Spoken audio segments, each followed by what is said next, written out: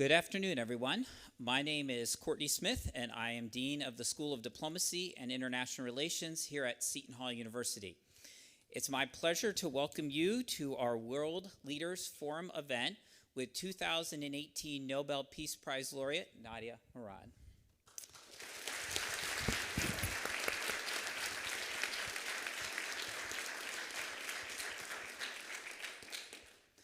I would like to begin by thanking our guest of honor, Nadia Murad, and her husband, Abid Shamdin. And also, I would like to recognize several members of our board of advisors for the School of Diplomacy that are here, our board chair, Richard Gannon, board member, Garrett Hansen. I'd also like to recognize Jim Burke, whose support made this event possible. And finally, I would like to recognize the many colleagues within the School of Diplomacy and at Seton Hall University that made this event possible, along with our student ambassadors who you see sitting here on the stage and also greeting you and helping throughout the events of the day. We could not have done it without them. I first met Nadia Murad in 2019 when she came to campus, actually in the room right next door, and it was part of a forum that was an anti-trafficking and anti-slavery forum that we did with some local community organizations. As part of that event, we awarded her an honorary doctorate degree, and it was my first official act as dean. At the time, I said I could not imagine a more fitting or worthy recipient for such an honor.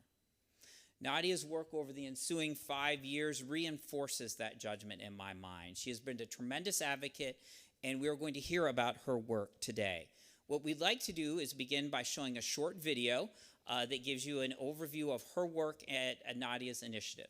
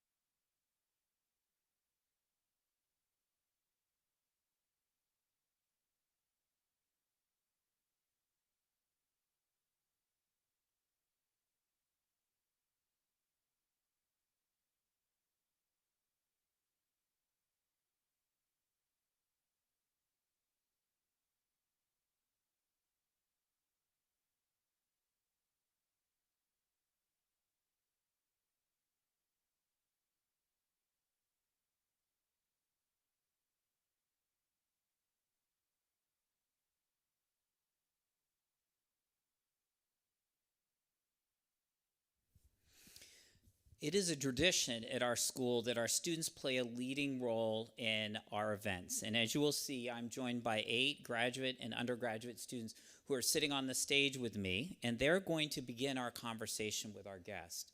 Once they've had a chance to ask their questions, we'll open it up to questions from the audience using the mic in front. But to begin, I'd like to invite Catherine Dorr to ask our first question. Catherine. In your work advocating for Yazidi people and survivors of sexual violence, you have championed justice through mechanisms such as Security Council resolutions and UNODC. What do you believe are the most crucial steps the international community must take to ensure justice translates into meaningful long-term recovery and integration for survivors?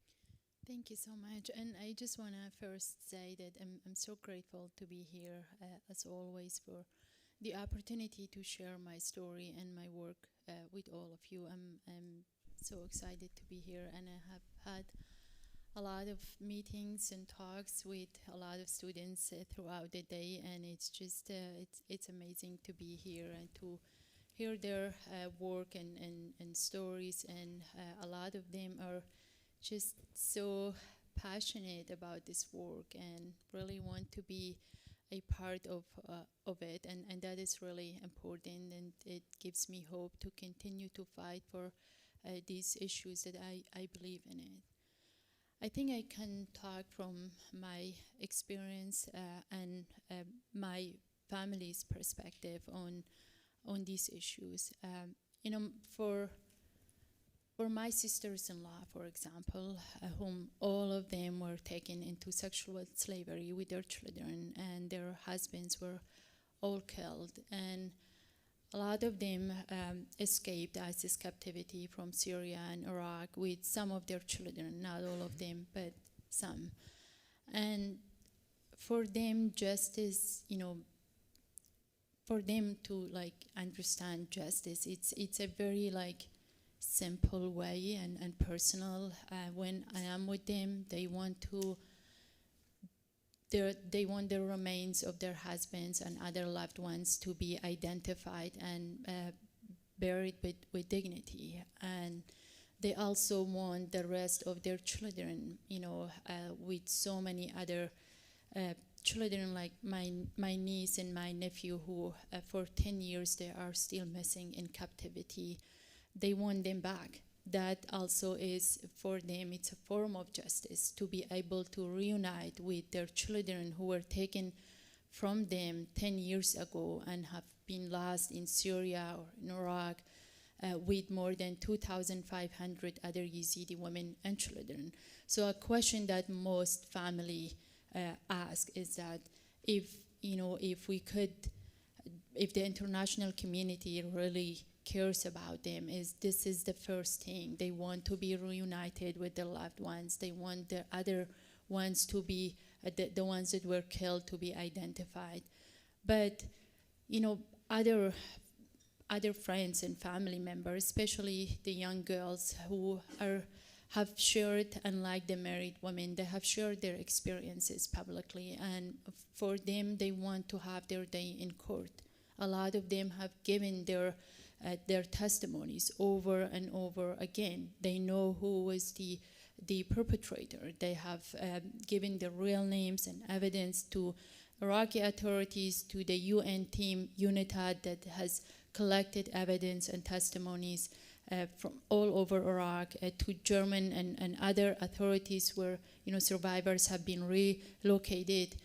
So that for them it's so important to have their day in court. And unfortunately, 10 years later, only less than 10 ISIS members have been held accountable, mostly in Germany, and that is it's very sad, because for most of them who survived, including myself, I thought if the world knew what who ISIS really were, they would take action. They will hold them accountable. And now we have enough evidence to hold them accountable. There are countries that we have been working with them, for example, who have citizens who went all the way, joined ISIS in Iraq and Syria, commit these crimes. Now they are back to their countries of origin. And we have evidence collected by the UN team, and still there is no political will to hold them accountable. So how can we, if we ask this question, that how can we send a clear message to ISIS and like-minded groups that what they did, there is no impunity, but so far they have only seen impunity and got impunity, and that is scary. And of course, after that, throughout this work, I have met survivors, for example, from Ukraine, from Sudan, from Kosovo, Congo, and something that we all, have in common is to really have our day in court. And even though our experiences are different, we came from different places, a lot of them have been abused by armed groups, terrorist organizations, but something that we have in common as survivors is to, no matter who they are, to have our day in court. And I feel like we are still, unfortunately, far away from that reality, that a lot of them have gotten away with what they did. And my worries are, I'm worried they will continue to commit these crimes against other women and girls if we don't hold them accountable. Thank you. Our next question will come from Tristan Nguyen. Hello, Ms. Murad. It's an honor to spare the time for you to talk with us. And this may sound like a basic question, but it's one that kind of resonates with, I think, many people. How are you able to overcome your fear and find the strength to help others around the world? I think I'm still 10 years later. Every day I'm trying, a step forward. I'm still overcoming what happened to me, because a lot of it's still ongoing. Like family members, it's still missing in captivity. My mother, 4 brothers, 2 nieces, and dozens of cousins, whom their remains have been exhumed but not identified yet. That's something that I wait for it every single day, to have that sense of closure. And my home, for example, it's destroyed right now. If you go to the village, it's mostly abandoned because the entire male population of my village was murdered. So those who have survived are mostly women and children, and it's hard for them to go back. But I think it's for me, since the day that I escaped, I have trying my best to share my story and take my freedom and my survival as, as also responsibility, that I feel like it carry with it a responsibility to share with the world what I witnessed and what happened, not only to me, but to so many women and girls, like, my nieces and my friends who didn't survive, and their stories must be shared. And I know that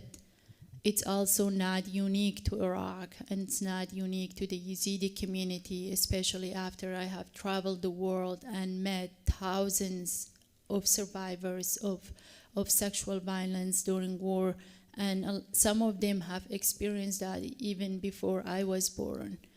And unfortunately, for so long, it was treated, as a collateral damage. It was treated as rape during conflict, as a side effect of war, not as a war crime, which made it even worse for many survivors to share their stories. And I think for me, I grew up very close to my family. My mother, who was a single mom, took, care of 11 children on her own in a small remote village. She never went to school. All we had was a small farm. And despite being discriminated against by our neighbors and our own government and country, we tried our best to live with others, to live in peace with them, to have a simple, peaceful life.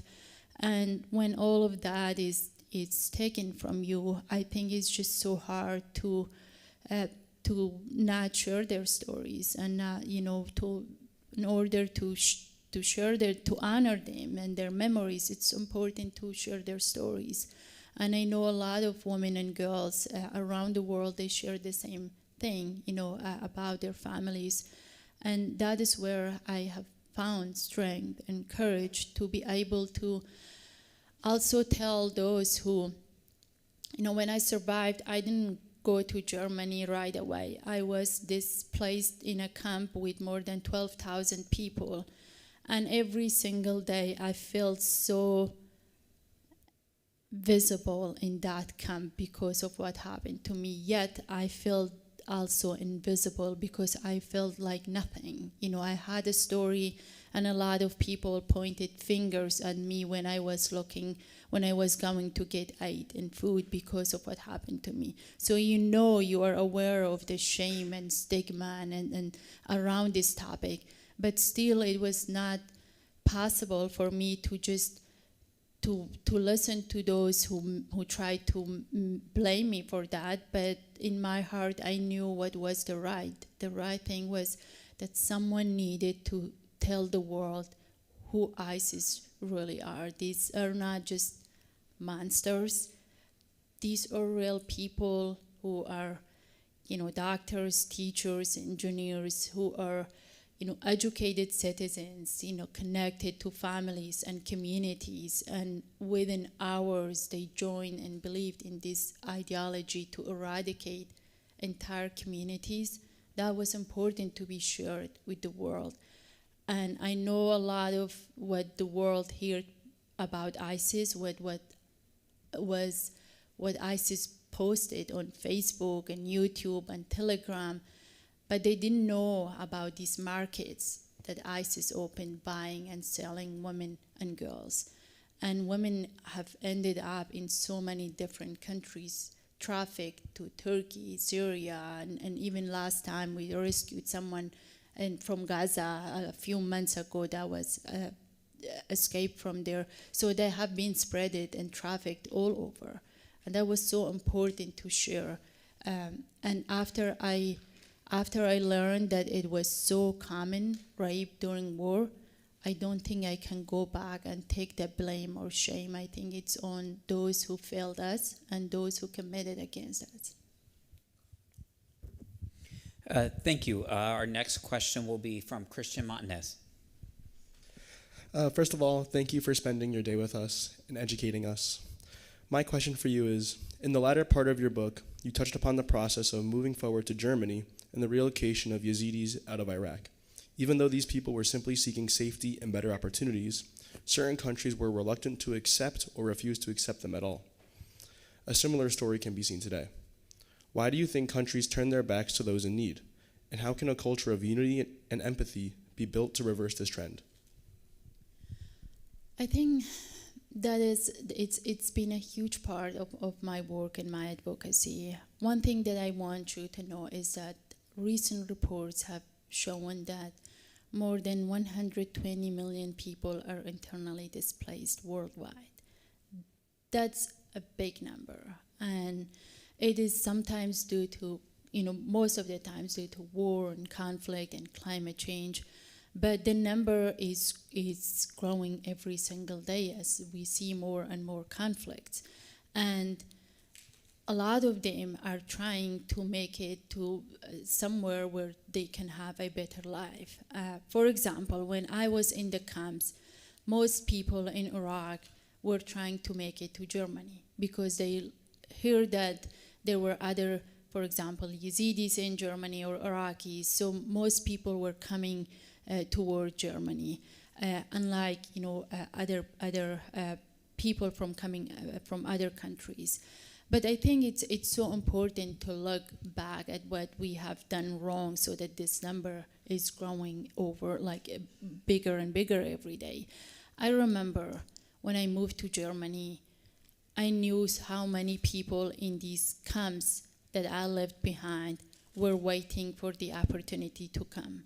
A lot of the times in the camps, we were hearing rumors that there are individual smugglers that if you pay a little extra, you can make it to Germany within 4 days, not going through dangerous roads and stuff. So there were a lot of misinformation in these camps, and mostly spreaded by smugglers. And people didn't believe anyone else but, those smugglers. And they started to go, and one thing they were not prepared for, that countries like Germany will send them back or refuse them, deny them asylum. That was not something on their mind. The most important step was to make it to that country. And then I moved to Germany, and as I was, advocating for what I was, conflict-related sexual violence and genocide and justice, I also will ask leaders, world leaders, and about if, this number of displaced people who is ready to take more Yazidis, for example, who mostly women and children. And a lot of them were unprepared or unwilling, like they were not prepared to take any more refugees. In fact, just last year, Germany has decided to send people back. A lot of Yazidis have been sent back to the camps, even before their homeland has been rebuilt. But I think that is the result of how we work in the post-conflict regions. We think that it is impossible to rebuild post-conflict regions and focus on sustainable solutions, which is a mistake. It is possible, and I have seen the progress we as a nonprofit organization have made on the ground. I think if you show people the way that it is possible, a lot of people are willing to go back. A lot of people don't want to leave home behind, but it's so important to work with them. A lot of almost every project at Nadia's initiative, it's survivor-centric. We know that having survivors included in this process has also reduced stigmatization of rape and contributed more into healing and recovery. And I think it every time, I went to world leaders and conferences, and I was saying that it is possible we help people to go back. They didn't take that seriously. And now we are dealing with this huge number of displaced people. Some of them have been in camps for decades now. Generations are growing up in the camps.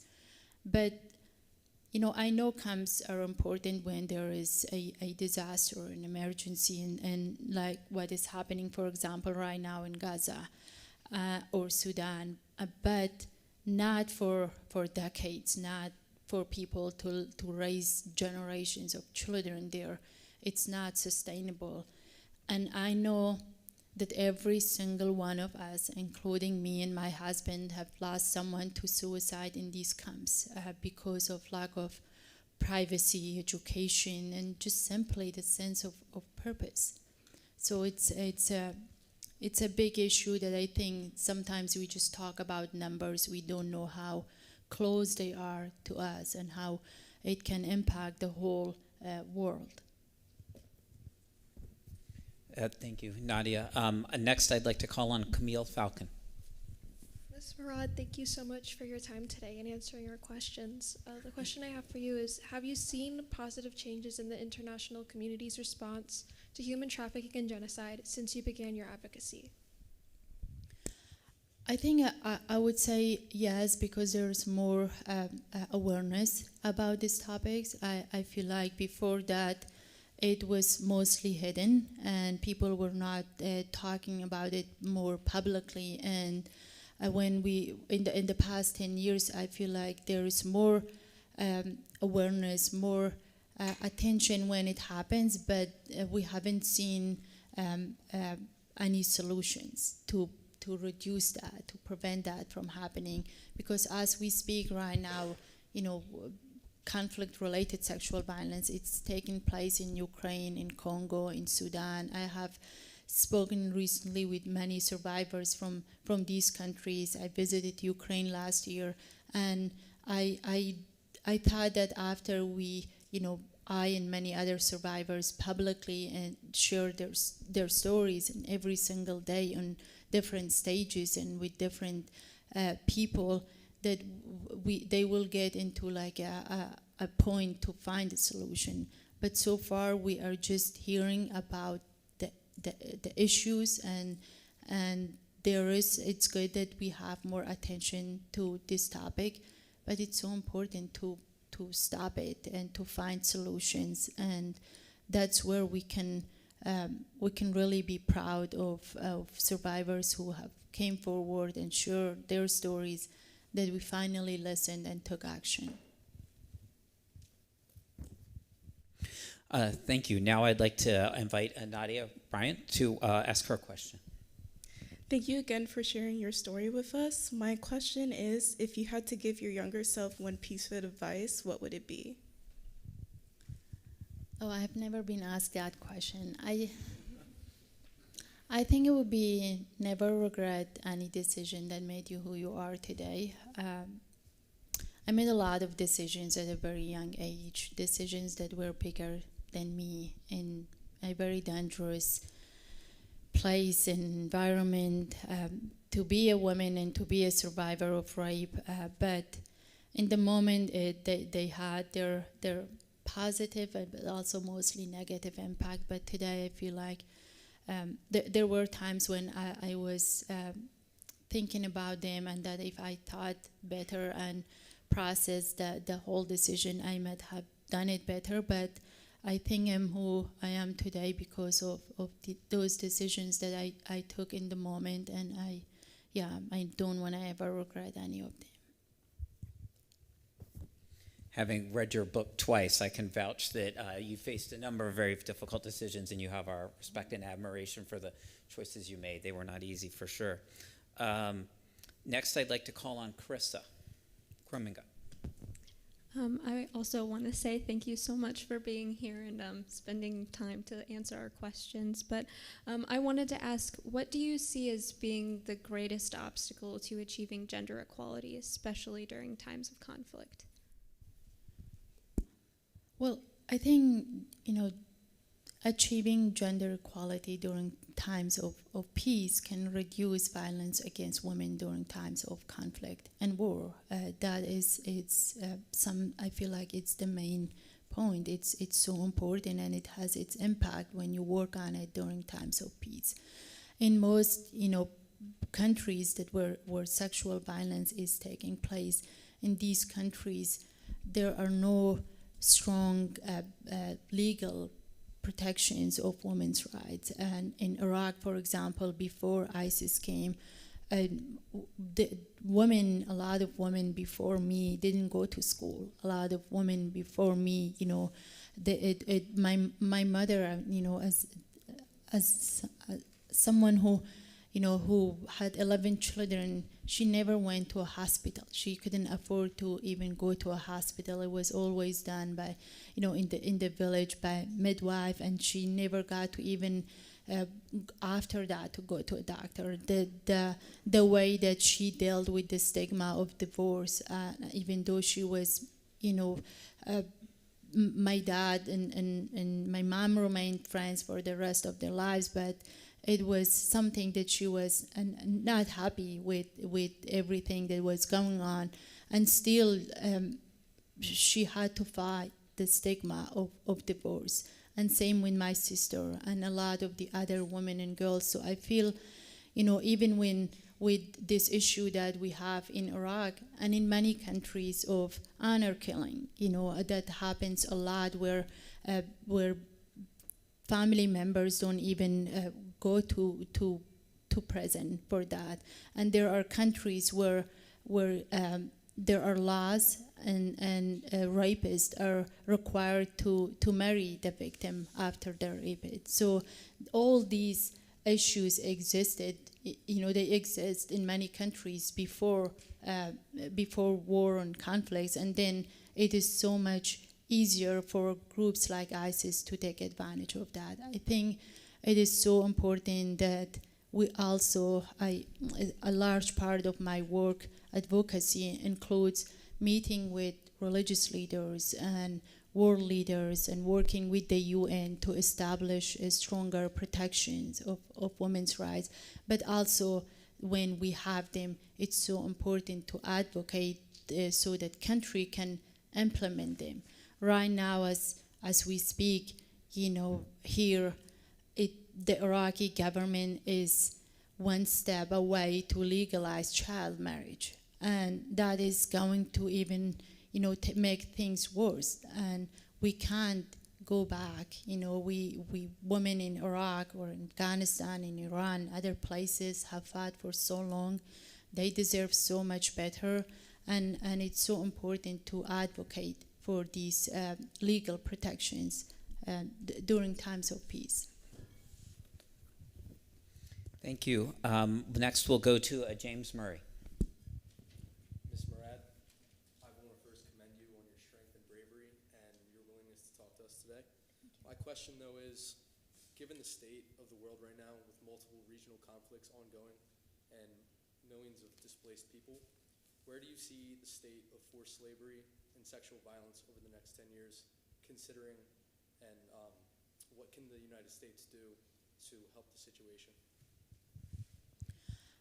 I think those factors of people being displaced and especially in most vulnerable communities, those factors, create an opportunity for exploitation and forced labor, and I feel like it's not possible to solve them without going into the root causes of it, how it all started. And the international community is well aware of all these issues. Every time I go to the UN, for example, I go to a meeting, I feel like when I walk into these meetings, I think they don't know about, the issues of sexual violence in conflict or human trafficking a lot, but they are well aware of it. They know, they have data, they have information, they have people working on them, and a lot of them, they know that it's happening in their own countries. It's not very far, especially when it comes to human trafficking. It's something that it's happening everywhere, and I feel like sometimes we think of the worst, which is when the war is happening, so we ignore the other parts of human trafficking and how when the world's attention is on one place, other people, smugglers, it's giving them even a bigger opportunity to take advantage of the situation because they know that the rest of the world is busy on they think it's a bigger thing. And I think that is really dangerous. That is dangerous when they feel like no one is watching. It's so much easier for them to spread misinformation. It's much easier for them to exploit women and children. And that is the reason I think we should pay attention equally to all these topics and issues that are happening right now in the world, so that we don't give some people the opportunity to take advantage of our silence over an issue in another country. But I do believe that more and more people are now aware of this issue of human trafficking, forced labor.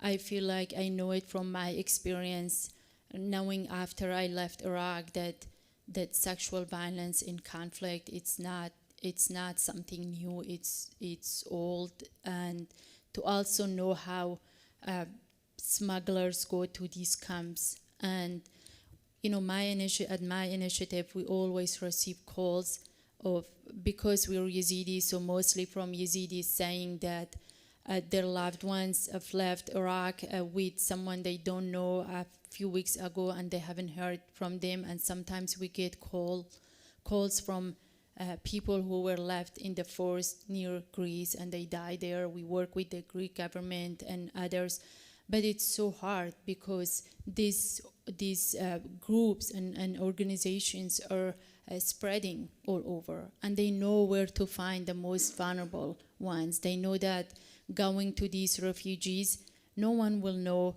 who disappeared from these camps. So it's easier for them to go to the most vulnerable ones. But I'm hopeful because I know there is more awareness on this topic, and people are aware that not all the smugglers are the right people to trust them with their lives.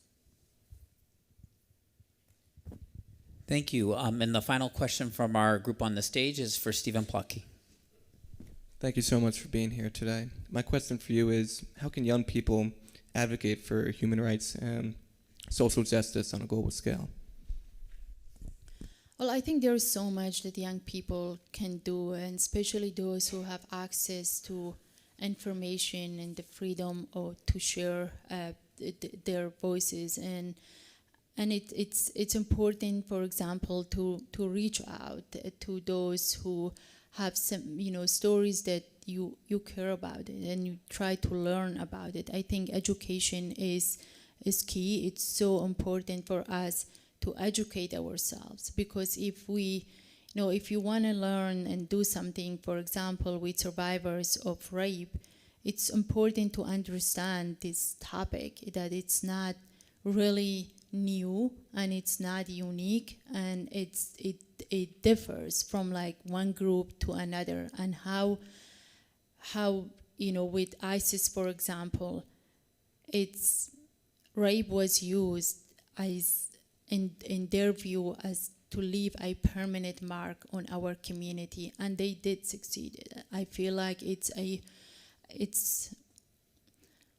no matter how many times you share and how much justice you get, I feel like rape is unlike any other thing, because it lives in your soul and your mind and your bones, and you have to deal with it even when it gets a little bit easier.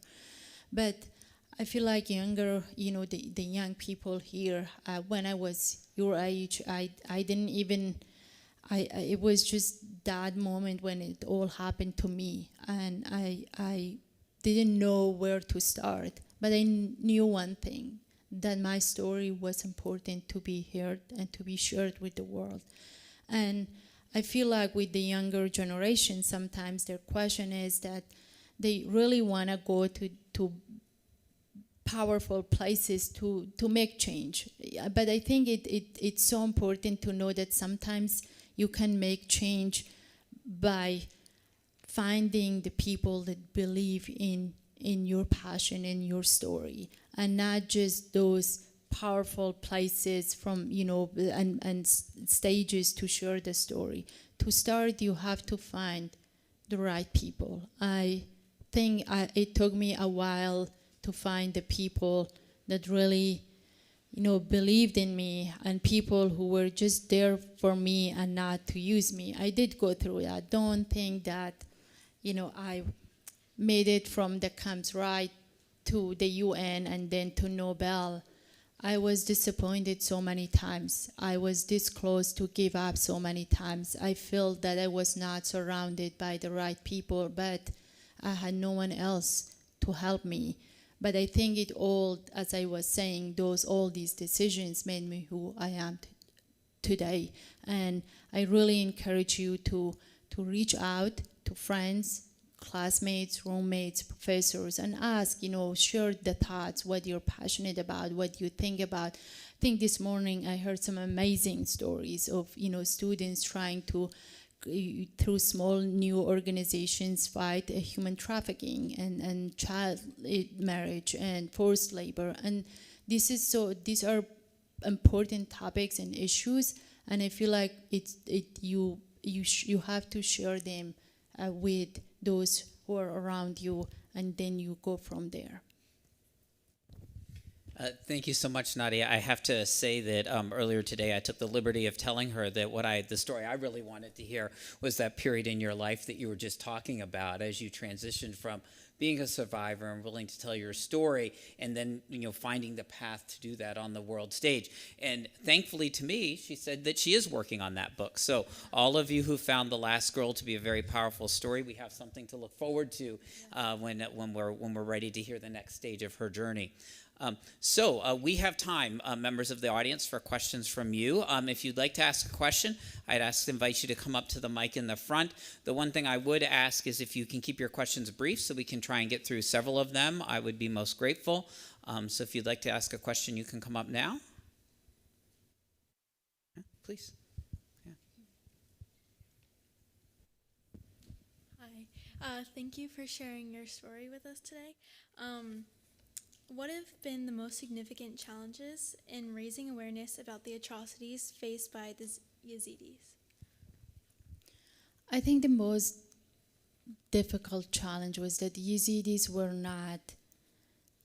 we were not introduced to the world in the way we wanted to be. People didn't know about us, even though we've gone through so much, and ISIS was just one group, but before ISIS, throughout our history, and still people didn't know much about it. I remember I spent so much time when in meetings when I was there to share the story of what ISIS did, but I had to answer their questions of who we really were as Yazidis and what is our religion. Do we really believe in Peacock? It's like, all these questions that people just got, or like, are you Kurds? Are you Muslim or not? Are you more like Christians? It was just, people didn't know about us, and we are one of the oldest, religious minority groups in Iraq. We've been there for centuries, and we have always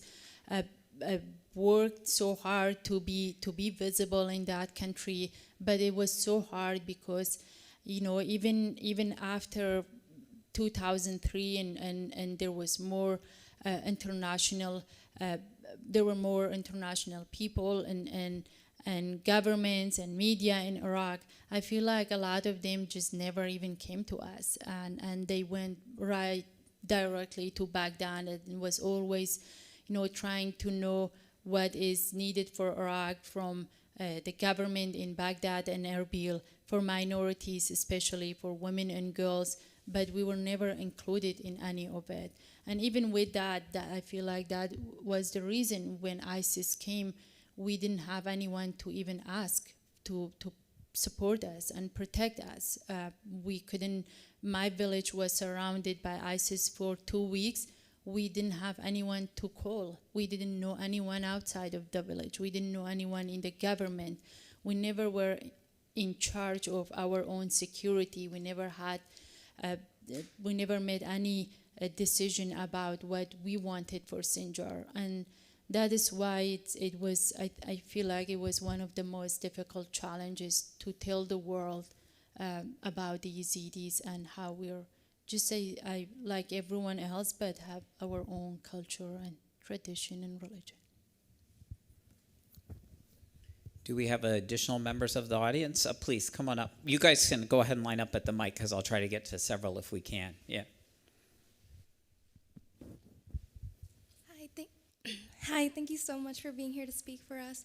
Due to the increasing rates of human trafficking, why do you believe it is easier for smugglers to have opportunities to take children, and more people pushing aside this topic that's going around worldwide?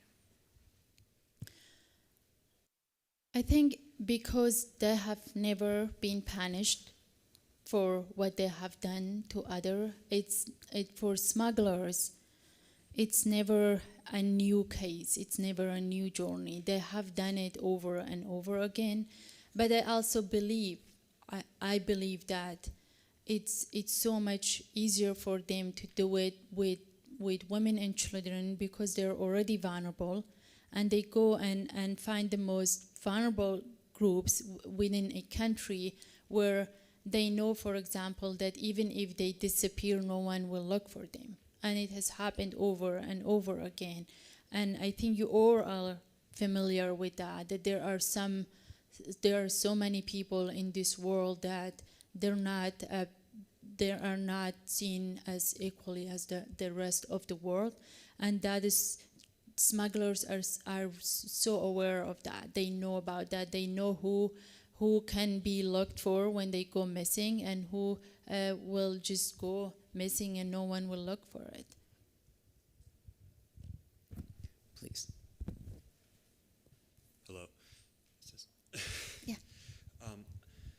As the number of conflicts continue to rise that are displacing civilians, what can our government do to help these refugees, aid these refugees in ways that we currently aren't?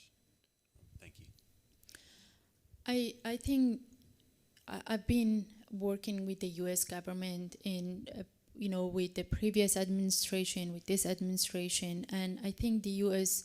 role is so important, and especially in countries like Iraq when they have had a long history. It's important.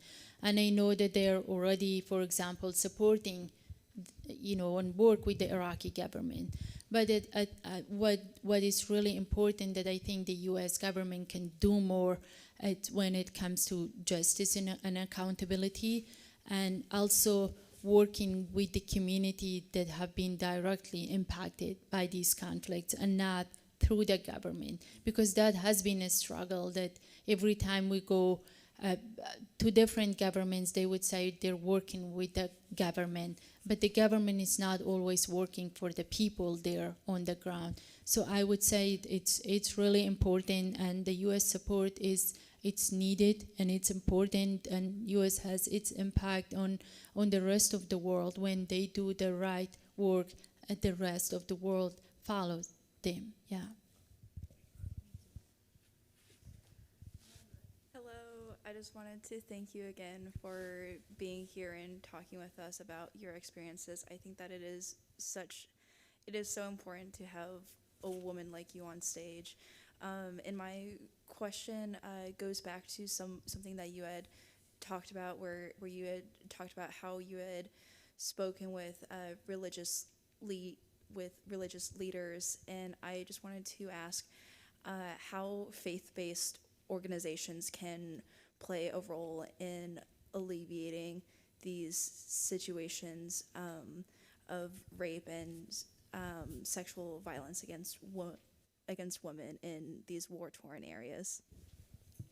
Thank you so much for your kind words and for your question. I think they can play in a really significant role, and that is why it has been, meeting with them has been a large part of my advocacy work. I go to them and I've met so many of them from different religions and from different countries, because of how I feel like groups like ISIS and Taliban and others are taking advantage of religion and to oppress women, to push us back centuries. And that was something that was very public, for example, with ISIS.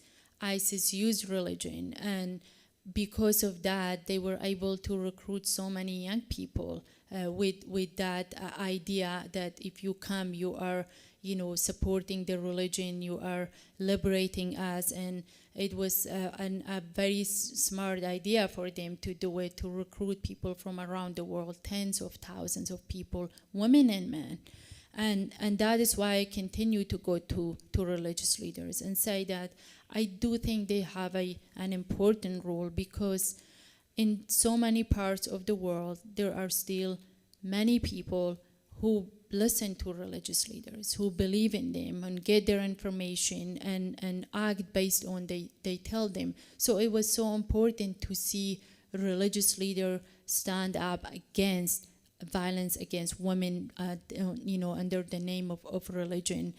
Unfortunately, we haven't seen much of that, but I think just like any other leaders in the world, it is so important for them, even if these are tough decisions, to make them, because when you decide to take a lead, whether it's in the government, to be an activist, a religious leader, you have to also be prepared for difficult decisions and statements, and it's not always the easy part to just talk about it or listen to it but not take any action. And I think we have to listen to them, but also they need to listen to us. And when they do, they need to take action, and they have been very slow on that.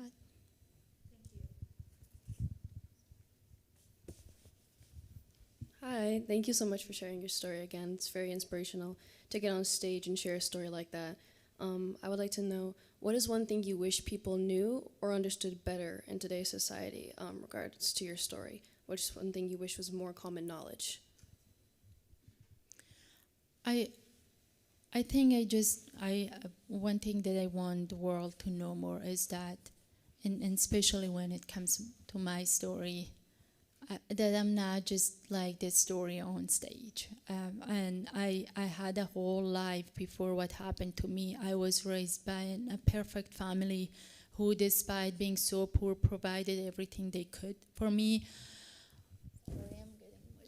Yeah, but I think it's just a lot of the times you feel when you share this story of rape, people see you less and see you just as a story. And that is not always fair, because just like the rest of you, I also went to college. I also found love again and felt that I could love again and got married. I also have so many nieces and nephews who love me, who see me as their role model for education and other things that I've done in life. But also, I also take my daily runs. I do my laundry. I do my makeup and hair. And I think it's sometimes when I do say that those were the things that I loved growing up, people, not all people, but a lot of the times I feel like I am being seen just as a story, but I'm a whole person, and I have so much more to contribute to it and to give to the world than just a story. Yeah. So I wish people knew more that about me. I'm also fun. You can ask my husband that I have the best jokes. Yeah. Thank you. I want to thank you for coming to speak with us. As for context to my question, up to the mic just a little closer. My bad. Thank you. As for context to my question, Dr. Martin Luther King Jr. once stated that injustice anywhere is a threat to justice everywhere. To expand on that, I want to ask you, what may the American people who face social challenges, what can they learn from partaking in international issues and international struggle, essentially? I don't know if I got the question right. I think your question was about lessons that Americans who are active in social justice issues can take for those who have worked for social justice issues elsewhere? Yeah. Was that right? Yeah. Okay. Yeah. Well, I think there are so many lessons, and for Americans who are working and on these issues that can take, and I know a lot of them are already working. I was in Iraq. When I was there, for example, I saw a lot of Americans coming to the camps trying to find the most vulnerables and share their stories. And I remember the first time, for example, I shared my story but my face was covered was with 60 Minutes, and they told me that I didn't know much about America back then, but they told me that if I share my story with them, there are so many people in America who believe in this and who fight for this, and they will hear you. And it just made me decide yes, I wanted to talk to them.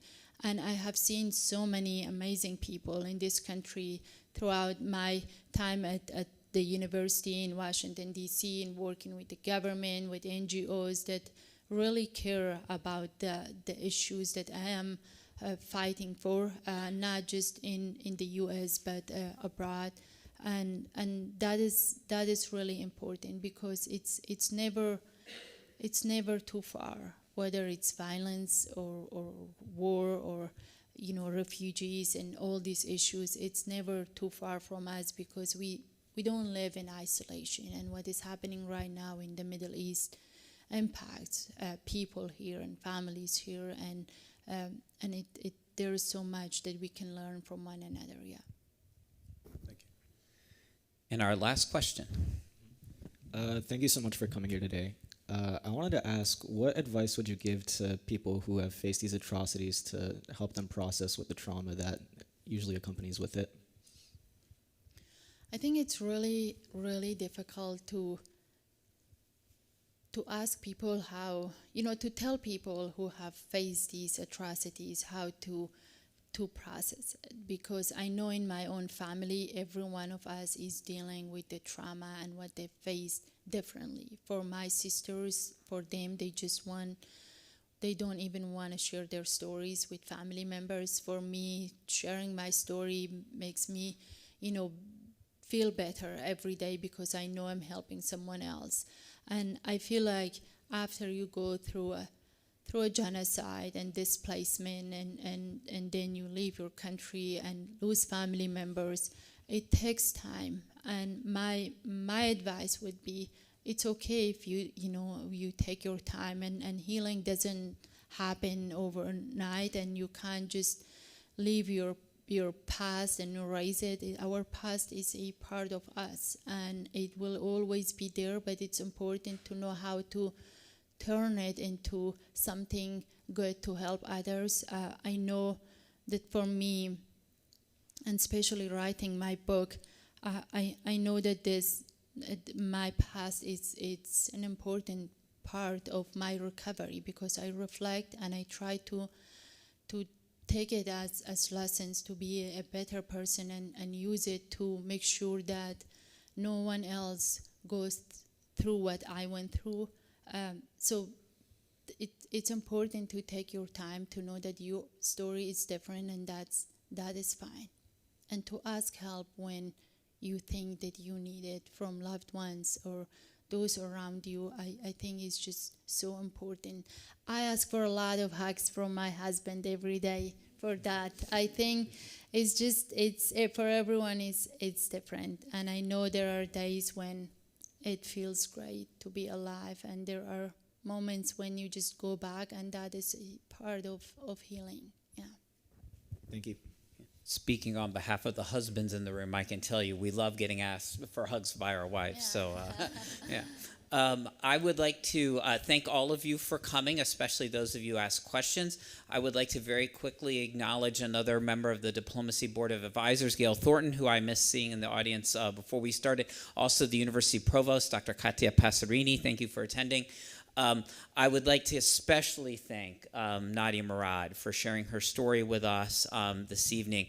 When I was reading her book last month, as I mentioned, I'd read it before, and I was most of the way through part 1, which is the part where she's talking about the background. It's before ISIS sieges her village, and then she's later kidnapped. And what occurred to me reading her book is that she describes how decisions that were made many miles from her ended up impacting her directly. But when you think about the legacy that she's achieved since then, you see that the decisions she made has impacted many people many miles from her. And I just think that's a very profound way to think about the journey that she went through. And I know that I've heard that reinforced in the conversations you've had with our students throughout the day and in the event right now. What I'd like to do is to invite one of our students, Catherine Dorr, to present Nadia with a gift and appreciation for her visit with us.